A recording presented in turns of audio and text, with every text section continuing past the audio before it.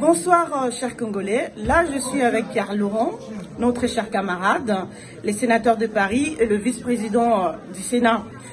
J'interpelle Pierre Laurent par rapport à la situation qui se passe à l'est de la République démocratique du Congo et le soutien que montre la France aujourd'hui militairement au Rwanda. Donc, je vais juste écouter Pierre Laurent. Il va nous dire qu'est-ce qu'il en pense et qu'est-ce qu'il fait lui avec les autres camarades qui soutiennent la lutte de Congolais concernant la situation qui se passe à l'est de la République. Vas-y, à toi la parole, Pierre Laurent. Oui, évidemment, c'est une interpellation que j'entends tout à fait. Nous savons malheureusement que les massacres continuent et continuent de manière très violente.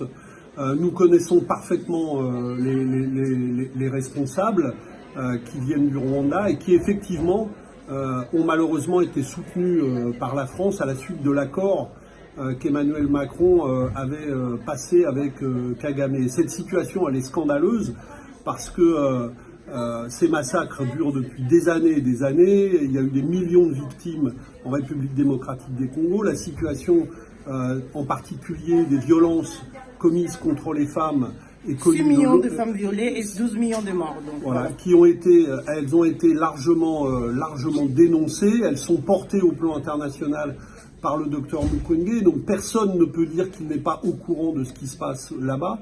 Et malheureusement, c'est le silence total. Donc nous essayons, en particulier au Sénat, de porter la voix des Congolais. J'ai eu plusieurs fois l'occasion d'interpeller le gouvernement sur la situation, de poser des questions écrites, de donner la parole au Parlement à des jeunes femmes congolaises qui dénonçaient cette situation. Et je crois qu'il va falloir continuer de nouveau, puisque pour le moment, comme on le sait malheureusement, la situation reste absolument dramatique.